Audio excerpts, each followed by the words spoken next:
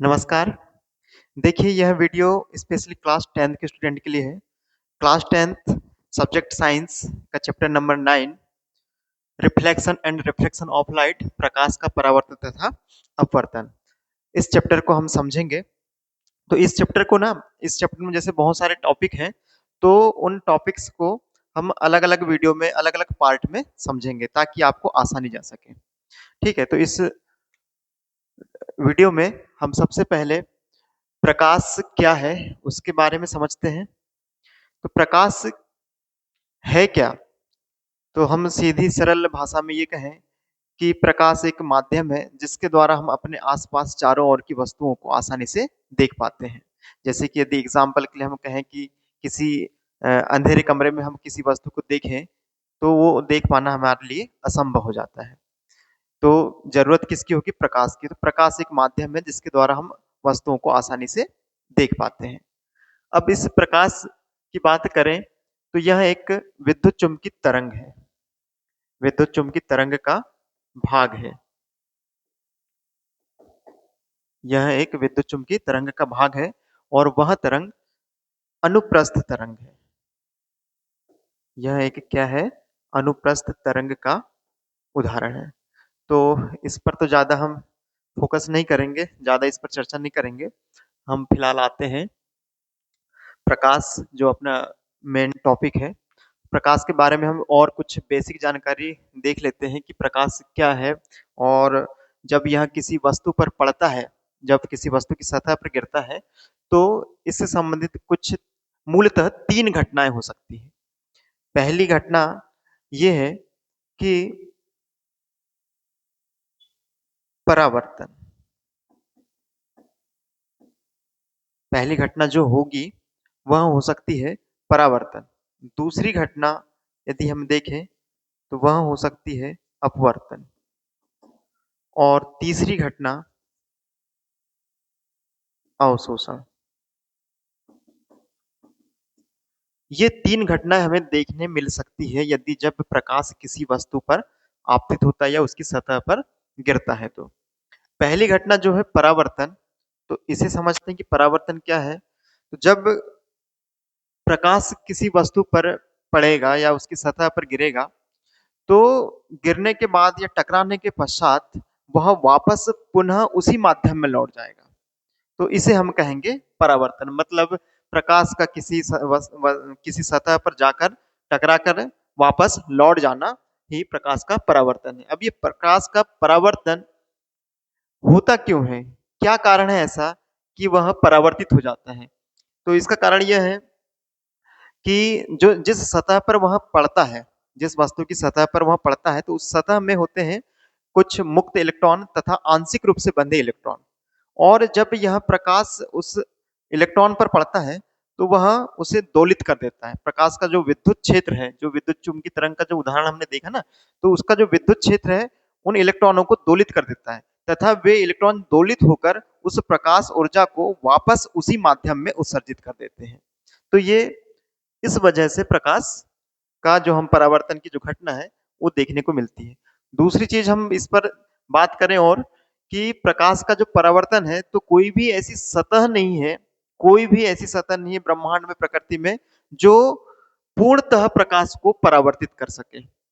अर्थात यह कि ऐसा कोई परावर्तक पृष्ठ नहीं है जो प्रकाश को पूर्णतः परावर्तित करे। यदि ये 100% भाग आया है, तो 100% भाग ये परावर्तित नहीं करेगा। कुछ भाग, जो अल्प भाग की बात करें, वह अवशोषित हो जाएगा।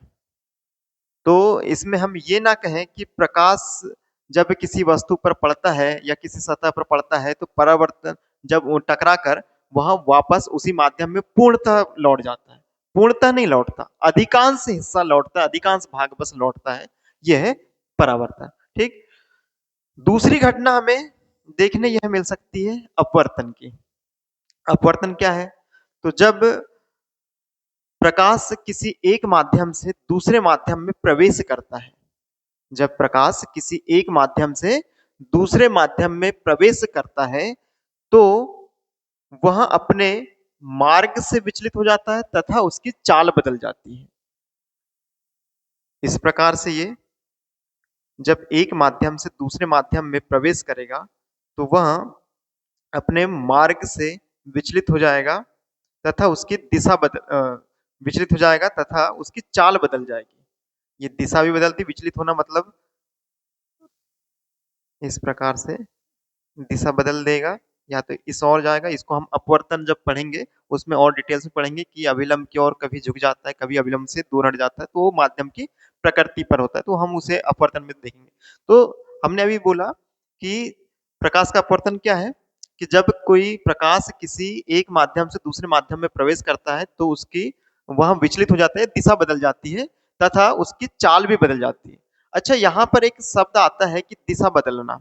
क्या जरूरी है कि दिशा बदले ही यदि एक माध्यम से दूसरे माध्यम में प्रवेश कर रहा है? तो जरूरी नहीं है कि दिशा हर समय बदले। यदि वह तिर्यक आपतित हो रहा है इस प्रकार से, ये इस सतह पर तिर्यक यदि आपतित हो रहा है तो ऐसी दशा में उसकी दिशा भी बदलेगी और चाल भी बदलेगी। लेकिन यही प्रकाश यदि किसी सतह पर लंबवत पड़े, इस प्रकार से गिरता है ठीक लंबवत इस सतह के, तो ऐसी स्थिति में केवल उसकी चाल बदलेगी, दिशा नहीं बदलेगी। अर्थात यह सीधा उसी मार्ग में, ये उसी दिशा में आगे बढ़ जाएगा। ये दिशा चेंज नहीं होगी इसकी।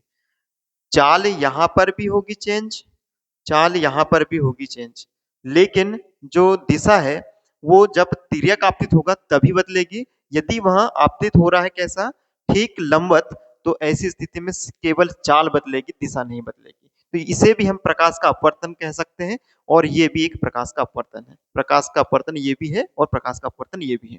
ठीक, तो अलग अलग रूप में हम इसे परिभाषित कर सकते हैं। तीसरा, जो तीसरी घटना है अवशोषण, कि जब प्रकाश किसी सतह पर पड़ेगा, तो ये दो घटना तो देख लिया हमने। तीसरी घटना ये हो सकती है कि वो अवशोषित हो सकता है, अर्थात प्रकाश का किसी सतह पर पड़ना तथा अधिकांश भाग उसका अवशोषित हो जाना, इस घटना को हम कहेंगे प्रकाश का अवशोषण। तो अब इसका भी कारण होगा। क्या कारण हो सकता है कि ये प्रकाश जो किसी सतह पर पड़ता है तो उसका अधिकांश हिस्सा अवशोषित हो जाता है? तो इसका कारण यह है कि वही जो सतह, जिस सतह में इलेक्ट्रॉन है, तो जब प्रकाश ऊर्जा उन इलेक्ट्रॉनों पर पड़ती है तो इलेक्ट्रॉनों को वह उत्तेजित कर देती है, और इस तरह जो प्रकाश ऊर्जा का अधिकांश भाग जो है वह आंतरिक ऊर्जा में बदल जाता है उस सतह पर, जो कि हमें आंतरिक उष्मा के रूप में, आंतरिक ऊर्जा मतलब उष्मा के रूप में देखने को मिलता है। जैसे कि हम देखते हैं ना कि किसी सतह को हम जब छू करके देखते हैं तो वह गर्म हो जाती है, गर्म सा महसूस होता है, तो वो वही प्रकाश ऊर्जा वो इलेक्ट्रॉनों को उत्तेजित करती तथा वह आंतरिक उष्मा के रूप में परिवर्तित हो जाती है। तो ये है प्रकाश का अवशोषण। लेकिन इस यहाँ पर भी हम बात करें कि अधिकांश, बस यहाँ पर जो शब्द यूज कर रहे हैं हम अधिकांश का, अर्थात यहाँ पर भी पूर्ण रूप से वह प्रकाश अवशोषित नहीं होगा, पूर्ण रूप से अवशोषित नहीं होगा। ऐसा कोई दुनिया में, ऐसा कोई प्रकृति में कोई भी पिंड नहीं है जो पूर्ण रूप से प्रकाश को अवशोषित करे।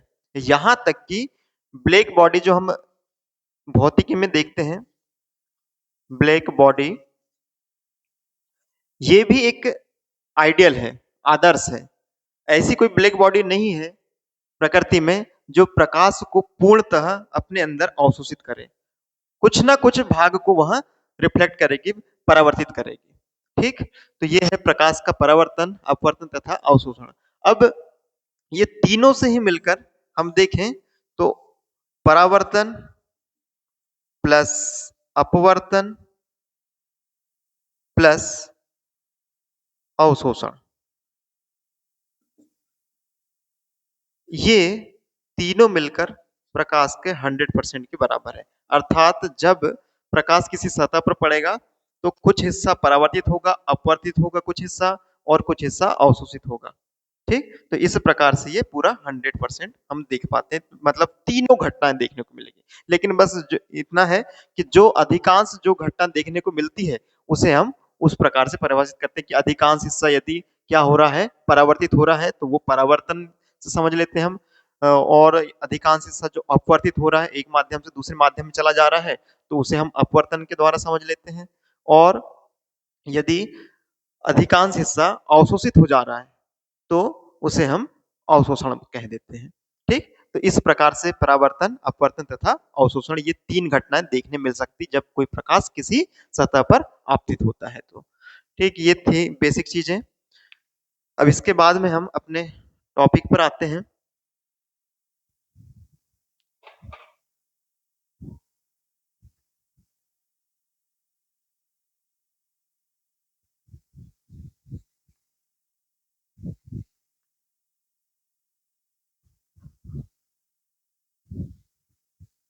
हमारा मेन टॉपिक है प्रकाश का परावर्तन, रिफ्लेक्शन ऑफ लाइट।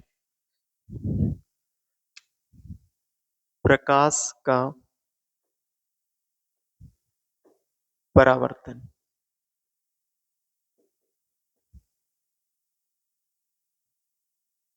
तो अभी हमने देखा प्रकाश का परावर्तन क्या है। तो इसे हम इस प्रकार परिभाषित करेंगे कि जब कोई प्रकाश किसी सतह पर आपतित होता है तो वह उसी माध्यम में उसका अधिकांश भाग टकराकर उसी माध्यम में वापस लौट जाता है। इस घटना को प्रकाश का परावर्तन कहते हैं।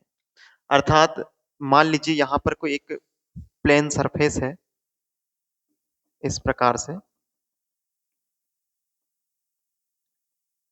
ये अभी हमने एक प्लेन सरफेस देख लिया है। और सरफेस अलग भी हो सकती है, जैसे एक गोली सरफेस भी होती है, स्फेरिकल सरफेस होती है, जिसे हम गोली दर्पण के रूप में देखेंगे। इसके बाद का जो टॉपिक होगा वही होगा। तो फिलहाल अभी हम देखते हैं प्लेन सरफेस। अब इस पर कोई प्रकाश इस प्रकार से ये आपतित हो रहा है, ये प्रकाश किरण आई, ठीक। तो इसे हम कहते हैं आपतित किरण। जो आ रही है उसे आपतित किरण कहेंगे, आपतित किरण, ठीक।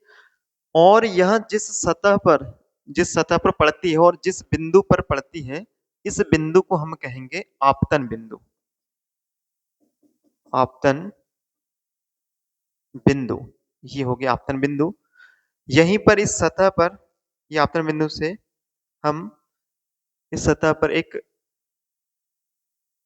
इस आपतन बिंदु पर अभिलंब खींचते हैं, ये जो कि इस सतह के ठीक लंबवत होगा, मतलब सतह के साथ में 90 डिग्री का एंगल बनाएगा।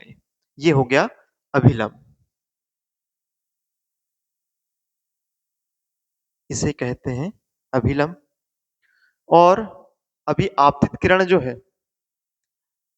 इस प्रकार से आई और यहाँ टकराने के पश्चात वापस उसी माध्यम में लौट जाती है। तो ये हो गई परावर्तित किरण, इसे कहते हैं परावर्तित किरण। और यहाँ पर आप देख पा रहे होंगे कि आपतित किरण और ये अभिलंब, इन दोनों के बीच में एक एंगल है, इसे हम कहते हैं आपतन कोण। ये कहलाता है आपतन कोण, इसे आई से प्रदर्शित करते हैं। और अभिलंब के साथ में जो परावर्तित किरण एक एंगल बना रही है, इसे कहते हैं हम परावर्तन कोण, इसे आर से प्रदर्शित करते हैं। तो ये है। और इस परावर्तन से संबंधित दो नियम होते हैं। पहला नियम यह है कि आपतन कोण कोण के बराबर होता है। अर्थात ये आपतित किरण अभिलंब के साथ में जो बना रही है कोण, वो आपतन कोण। तो ये आपतन कोण जितने एंगल का होगा, मान लीजिए कि ये 30 एंगल का है, तो ये परावर्तन कोण जो आर है, यह भी 30 एंगल का ही होगा। ये परावर्तन का नियम है, पहला नियम। दूसरा नियम यह कहता है कि आपतित किरण आपतित किरण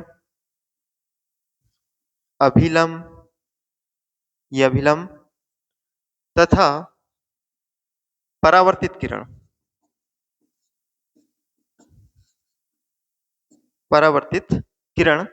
तीनों एक ही तल पर स्थित होंगे। आपतित किरण, अभिलंब तथा परावर्तित किरण तीनों एक ही तल पर स्थित होंगे, ठीक है। ये दूसरा नियम है। अब यहाँ पर स्टूडेंट्स को थोड़ा कंफ्यूजन होता है और थोड़े वो भ्रम में रहते हैं कि तल कौन सा है।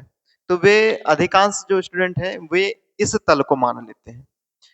ये वाला जो तल है, ये जो सरफेस है, इसी को ही वो तल मान लेते हैं और कुछ इस प्रकार समझते हैं कि ये आपतित किरण है, ये अभिलंब है तथा ये परावर्तित किरण, तीनों एक ही तल पर स्थित हैं, इस प्रकार से समझ लेते हैं। वास्तव में ये गलत है। ये जो है वो गलत है। इस तल की बात जो कर रहे हैं, ये तल वह नहीं है। तो तल कौन सा है? तो तल है ये आपतित किरण, अभिलंब तथा परावर्तित किरण जिस तल पर स्थित है। मान लीजिए कि ये जो व्हाइट बोर्ड जो पीछे में, इस तल को हम माने जिस तल की बात हम कर रहे हैं। थोड़ा एक एग्जाम्पल के द्वारा हम देखते हैं इसको कि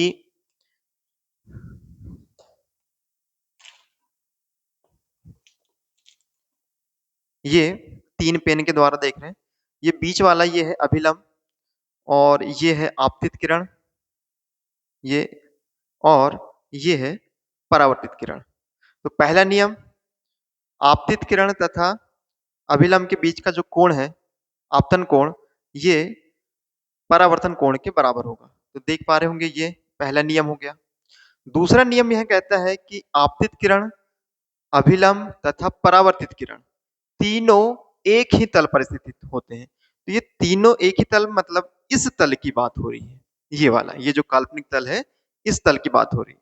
अर्थात ये, इसका मतलब यह नहीं होगा कि जैसे आपतन कोण तथा परावर्तन कोण जो बराबर है, तो ये नहीं होगा कि जैसे यहाँ पर आप देख पा रहे होंगे कि ये भी 30 एंगल का कोण है मान लीजिए, और ये भी 30 एंगल का कोण है, तो इस प्रकार से नहीं होगा। दूसरे नियम के द्वारा ये होगा कि भाई आपतन कोण तथा परावर्तन कोण बराबर तो है, और साथ में आपतित किरण, अभिलंब तथा परावर्तित किरण वो तीनों एक ही तल पर होंगे, अर्थात इस तल पर होंगे। तो ये दूसरा नियम जो है, इस प्रकार से ये तल की बात हो रही है। ठीक,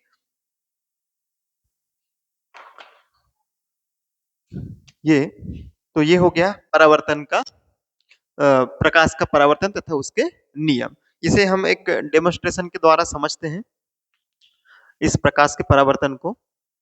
तो यहाँ पर हमने ये एक लेजर लाइट ले लिया है और एक दर्पण ले लेते हैं। ये एक सरफेस है और यहाँ पर ना हम इस सरफेस पर एक अभिलंब डाल देते हैं। अभी फिलहाल इसे बंद करते हैं।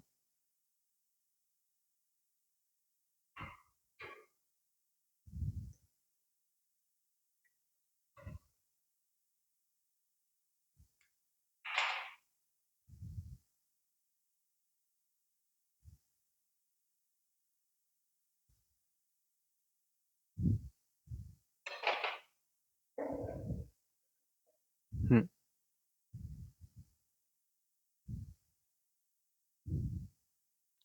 ये है प्लेन सरफेस, ठीक, दर्पण, और इस पर ठीक ये 90 डिग्री पर ये जो है अभिलंब है। ठीक, अब हम क्या करते हैं कि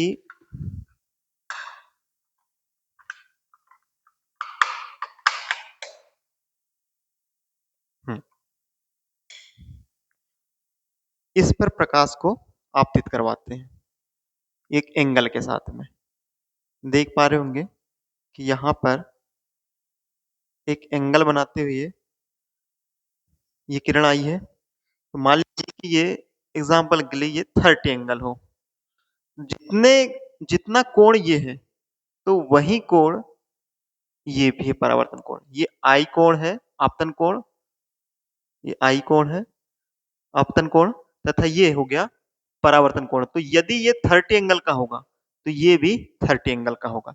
जितने कोण के साथ में यह आपतित होती है, उतने ही कोण के साथ में परावर्तित हो जाती है। देखिए इस प्रकार से। तो यहाँ पर पहला नियम है, आपतित किरण, ओ सॉरी, आपतन कोण तथा परावर्तन कोण दोनों बराबर होते हैं। तो ये पहला नियम हमने देखा कि इस प्रकार से बराबर है।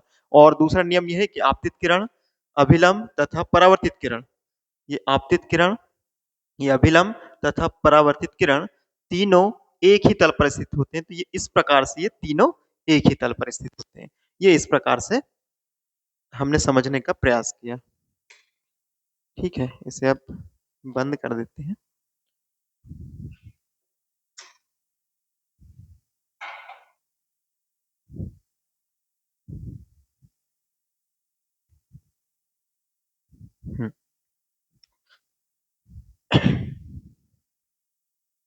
इसके बाद हम अब देखेंगे गोली दर्पण।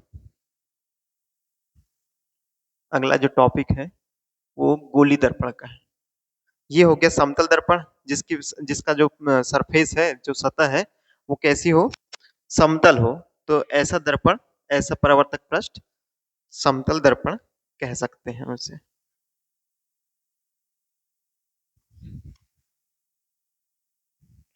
अब देखते हैं गोली दर्पण। तो गोली दर्पण क्या है, तो हम एक एग्जाम्पल के द्वारा देखते हैं कि मान लीजिए ये एक कांच का गोला है। ये है तो प्लास्टिक का भी, लेकिन मान लीजिए कि ये कोई एक कांच का गोला है, और इस कांच के गोले में हमने इस प्रकार से कट करके इतने भाग को निकाल लिया। ये जितना भाग ये कट हुआ है उतने भाग को हमने निकाल लिया। ठीक, तो थोड़ा इस प्रकार से कि ये एक कांच का गोला है और इसमें से इतने भाग को हमने कट कर लिया, और इस ओर से भी एक भाग को ऐसा कट कर लिया। तो जो कट करने के बाद हमें मिलेगा,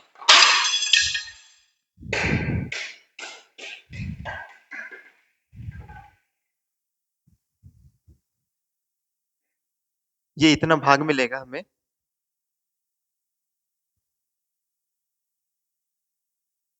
ये एक भाग मिला जो कांच का खोखला गोला है,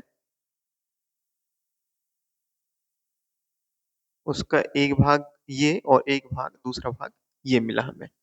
अब इनमें यदि हमने क्या किया कि इसमें जो धसा हुआ भाग है अंदर की ओर, उसमें पॉलिश कर दिया, तो ये परावर्तक पृष्ठ जो उभरा हुआ भाग है, ये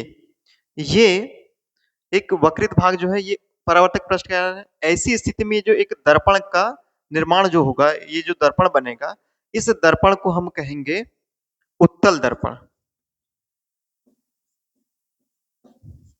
ये कहलाएगा उत्तल दर्पण। ठीक, और यदि हमने जो उभरा हुआ भाग है बाहर की ओर वक्रित जो है, उसमें हमने पॉलिश कर दिया, तो अंदर की ओर जो भाग ये वाला वक्रित भाग है, ये कहलाएगा परावर्तक पृष्ठ। और ऐसी स्थिति में ये दर्पण जो कहलाएगा अवतल दर्पण। इसे हम अवतल दर्पण कहते हैं। ये ये अवतल दर्पण हो गया। तो ये भी एक गोली दर्पण का ही भाग है और ये भी एक गोली दर्पण का ही भाग है। ठीक है, तो ऐसी स्थिति में जब उत्तल दर्पण को किस प्रकार से हम परिभाषित करेंगे कि वह गोली दर्पण जिसका परावर्तक पृष्ठ बाहर की ओर वक्रित हो, ये बाहर की ओर वक्रित हो, उस दर्पण को हम उत्तल दर्पण कहते हैं। तथा ऐसा गोली दर्पण जिसका परावर्तक पृष्ठ अंदर की ओर वक्रित हो, ये इस प्रकार से अंदर की ओर धंसा हुआ हो, तो उस दर्पण को हम अवतल दर्पण कहते हैं। तो ये हो गया उत्तल दर्पण तथा एक अवतल दर्पण। अब इस उत्तल दर्पण और अवतल दर्पण के भी भाग होते हैं, तो बारी बारी से हम अवतल दर्पण तथा उत्तल दर्पण दोनों के भागों को देखते हैं।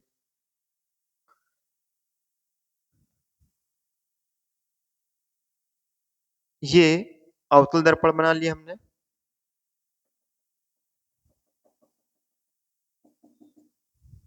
और ये उत्तल दर्पण।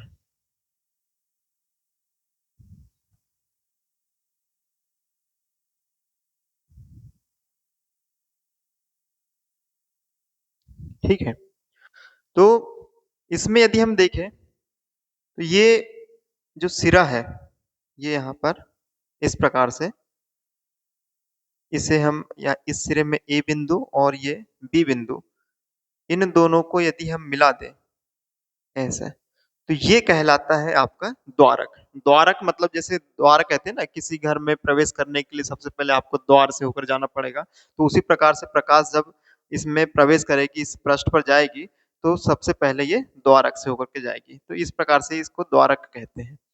अब इस पृष्ठ में जो ए और बी बिंदु है और ये वक्रित जो पृष्ठ है, इसका जो मध्य बिंदु जो होता है, ये मध्य बिंदु, इसे कहते हैं हम ध्रुव।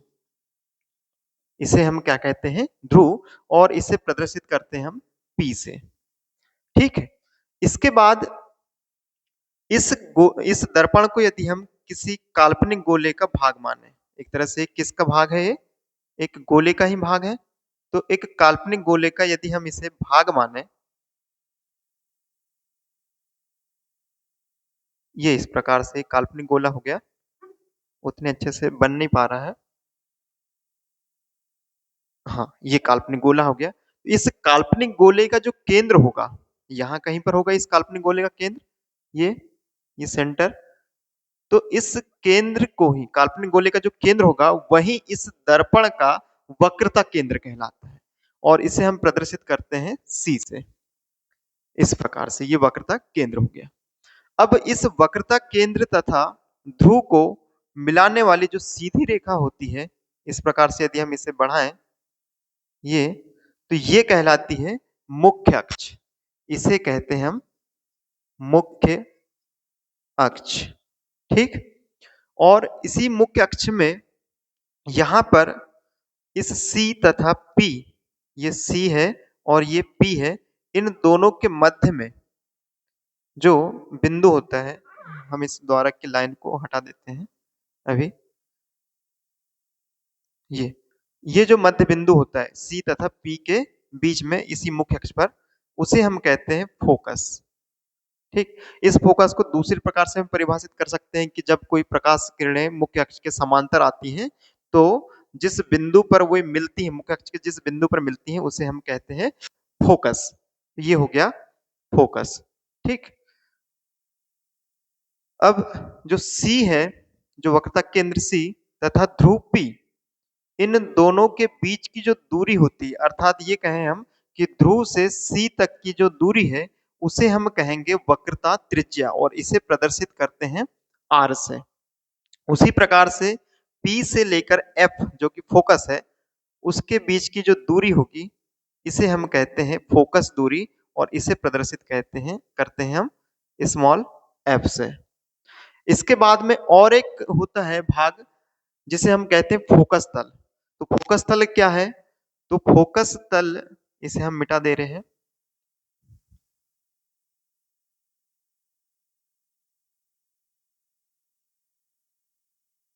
फोकस तल होता है इस मुख्य अक्ष के ठीक लंबवत होता है। फोकस तल जो होगा मुख्य अक्ष के ठीक लंबवत होगा, तथा ये इस प्रकार से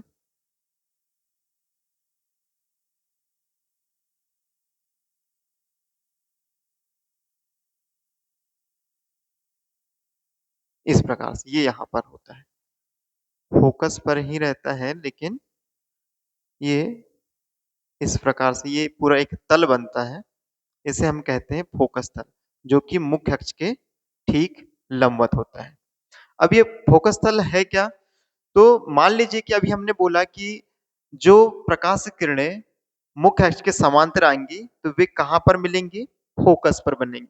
ये जिस बिंदु पर मिलती है उसे फोकस कहते हैं। लेकिन यदि क्या हो कि प्रकाश किरणें मुख्य अक्ष के समांतर ना आए, मुख्य अक्ष के साथ में एक एंगल के साथ में आए, मान लीजिए कि इस प्रकार से ये ऐसी आ रही, तो मुख्य अक्ष के समांतर आने के पश्चात, जैसे एक किरण हो गई ये और दूसरी किरण हो गई ये, तो मुख्य अक्ष के समांतर आने, मुख्य अक्ष के समांतर ना आए, मुख्य अक्ष के साथ में एक एंगल के साथ में आए, जैसे ये भी एक एंगल के साथ में आ रही है और मुख्य अक्ष के साथ में ये भी एक एंगल के साथ में आ रही है, तो ऐसी स्थिति में ये जहां पर मिलेंगी, ये हमेशा फोकस पर नहीं मिलती, ये जिस बिंदु पर मिलेंगी उसे हम कहते हैं फोकस तल। मतलब यहाँ पर ये तल जो है फोकस तल, यहाँ के किसी भी बिंदु पर ये मिल सकती है। ये यहाँ पर इस प्रकार से अलग अलग एंगल पर आएंगे तो उसी प्रकार से ये मिलती हैं। यदि इधर से हम इस प्रकार से भिजवाएं दो प्रकाश किरणें, तो ये यहाँ कहीं पर मिलेंगी, तो ये होता है एक फोकस तल। ठीक। जब भी प्रकाश किरणें मुख्य अक्ष के समांतर ना आए, एक एंगल के साथ में है, तो ऐसी स्थिति में ये फोकस तल के किसी बिंदु पर मिलती है।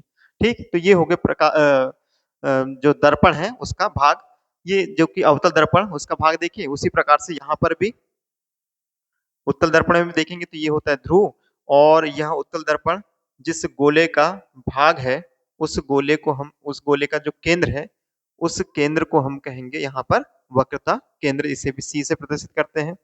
और इन दोनों के बीच का जो बिंदु है, सॉरी, पहले तो हम मुख्य अक्ष बना लें कि P तथा C से होकर जाने वाली जो सीधी रेखा है वही मुख्य अक्ष कहलाती है, तथा इसी मुख्य अक्ष पर P तथा C के मध्य का जो बिंदु होगा वह F कहलाता है, फोकस कहते हैं जिसे।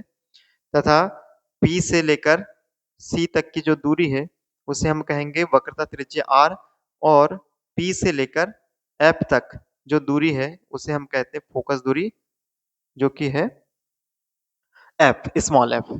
ठीक, यहाँ पर भी वही कि एक तो यह कह सकते हैं कि इन दोनों के बीच का जो बिंदु है, P तथा C के बीच का जो बिंदु है मुख्य अक्ष पर, उसे हम कहेंगे फोकस, या दूसरे शब्दों में ये भी कह सकते हैं कि जब प्रकाश किरणें मुख्य अक्ष के समांतर आती हैं, मुख्य अक्ष के समांतर आती हैं तथा परावर्तन के पश्चात ये यहाँ से आती हुई प्रतीत होती है, ये इस फोकस से आती हुई प्रतीत होती है, जिस बिंदु से आती हुई प्रतीत होती है उस बिंदु को हम यहाँ फोकस कहेंगे। इसमें आती हुई प्रतीत होंगी, यहाँ पर मिलेंगी और यहाँ पर आती हुई प्रतीत होती परावर्तन के पश्चात।